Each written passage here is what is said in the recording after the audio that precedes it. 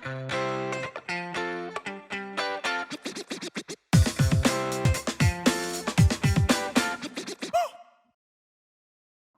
Salsamates, ketemu lagi bareng saya Bima, tutor Salsa Unip Indonesia untuk kelas graphic design di batch 12.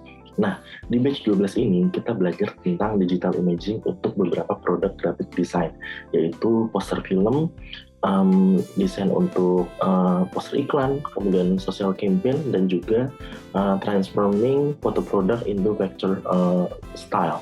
Nah, dari kelas di batch 12 kemarin, aku mau merangkum beberapa pertanyaan dari sang Salmates terkait graphic design di kelas batch ini.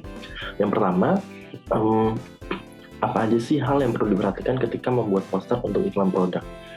Yang perlu diperhatikan ketika membuat sebuah digital imaging untuk poster iklan produk, yang pasti kenali dulu produknya, yaitu jenis produknya kayak gimana, kemudian apakah ada varian tersendiri dari satu produk itu. Jadi kayak misalkan ada satu produk, kemudian ada varian A, varian B, varian C, dan sebagainya.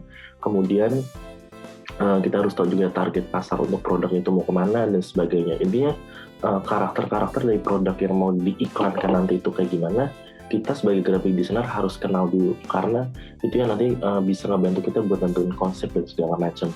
Kemudian yang kedua, kita juga harus tahu tujuan campaign atau tujuan iklannya itu tersendiri.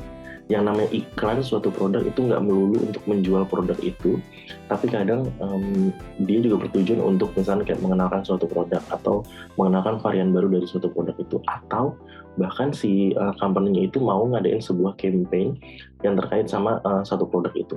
Nah, itu yang harus kita ketahui. Kita harus tahu campaign yang mau dibangun itu kayak gimana, atau tujuan posternya ini mau di-share itu buat apa. Karena biasanya kalau kita udah tahu tujuan atau campaign yang mau diadakan, konsep ketika kita nanti mau bikin digital imaging untuk poster iklan tersebut itu bakalan terbantu untuk bangun, intinya kayak gitu. Kemudian yang ketiga adalah cari beberapa referensi. Nggak perlu terlalu banyak karena takutnya nanti pusing. Mungkin beberapa referensi aja, baru kita modif atau kita satuin atau kita combine referensi itu jadi satu desain yang nantinya kita bikin. Jadi nggak pakai satu referensi karena takutnya itu nanti plagiasi. Lebih baik cari beberapa referensi, kemudian kita ambil hal-hal unik dari referensi yang kita dapat, baru kita satuin, kita jadiin satu karya desain yang kita bikin nantinya. Kemudian kalau kita udah dapat semuanya, baru kita bangun konsep. Kita pikirin ide yang unik untuk posternya itu kira-kira kayak gimana. Kita cari ide-ide yang anti mainstream. Kita cari kira-kira editing digital imaging yang bisa narik mata audiens itu nanti kayak gimana. Kita bangun konsepnya, tentuin warnanya mau kayak gimana, moodnya mau kayak gimana, objek-objek yang mau kita masukin itu apaan aja. Karena biasanya kalau digital imaging itu kan entah itu mengubah suatu objek atau memadupadankan beberapa objek jadi satu. Itu yang nantinya harus kita lakukan. Baru kalau kita udah dapat semuanya, kita eksekusi. Kita buka software yang mau kita pakai. Biasanya kalau untuk digital imaging kita wajarnya pakai Photoshop. Aku nggak tahu kalau pakai Canva kayak gimana, tapi optimal pakai Photoshop. Udah kita buka Photoshop, sesuaiin ukurannya, kita eksekusi dari konsep yang udah kita bangun sebelumnya. Nah, lanjut ke pertanyaan yang kedua, bagaimana agar hasil digital imaging poster film terlihat baik dan optimal? Nah, kalau biar hasil digital imaging yang terlihat baik dan optimal, biasanya ini terlihatnya tuh kayak halus mungkin ya, halus, rapi, ininya begitu. Yang pasti teman-teman harus pastikan aset image-nya itu punya resolusi yang bagus. Jadi ketika kita membuat suatu digital imaging, kan kita kan menyatukan beberapa image nih. Pastiin resolusi aset yang kita punya itu bagus. Jadi nggak ada objek yang pecah, nggak ada gambar yang pecah, nggak ada yang pixel kecil. Jadi biar nanti ketika dimasukin ke artwork kita, itu tuh nggak beda gitu kualitasnya nggak jelek kayak gitu.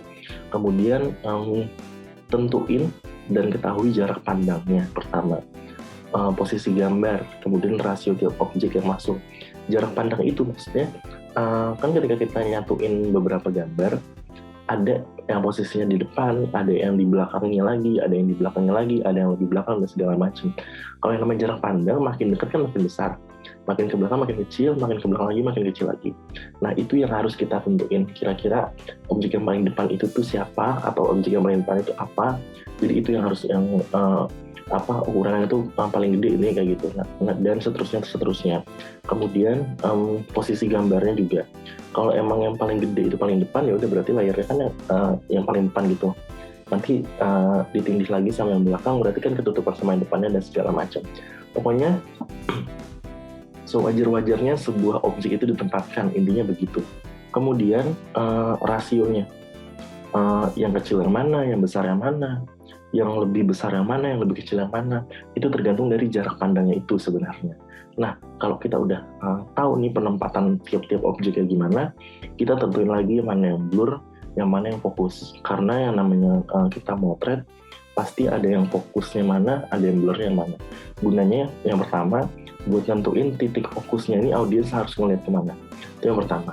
Yang kedua, biar orang-orang tuh tahu ini mana yang paling depan, mana yang lebih belakang, mana yang lebih belakang lagi, atau biar audiens tahu ini mana gambar yang stay, mana gambar yang bergerak. Karena kadang ada orang-orang pakai blur itu buat ngasih nuansa bahwa nih gambarnya tuh bergerak, intinya kayak gitu. Kemudian tentukan mana gambar yang statis, mana gambar yang dinamis. Ini yang tadi aku jelasin, kayak mana objek yang diem, mana objek yang bergerak.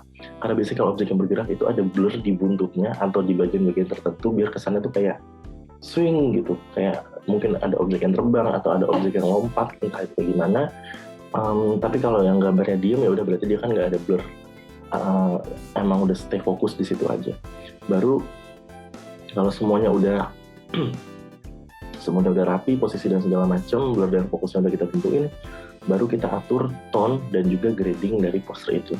Kita mau pakai tone yang kayak gimana, pakai nuansa warna yang kayak gimana, mau pakai color grading yang kayak gimana, biar nanti gambar-gambar yang tadinya kita masukin saat kita satuin jadi satu poster yang tadinya punya pencahayaan yang beda-beda, nantinya jadi punya cahaya yang seragam, jadi punya cahaya yang sama, intinya kayak gitu, biar poster kita tuh benar-benar utuh, baik itu dari objek maupun dari nuansa warnanya. Nah, kurang lebih begitu sesi Q&A untuk kelas graphic design di batch 12. Selamat belajar dan sampai ketemu di kelas berikutnya. Bye!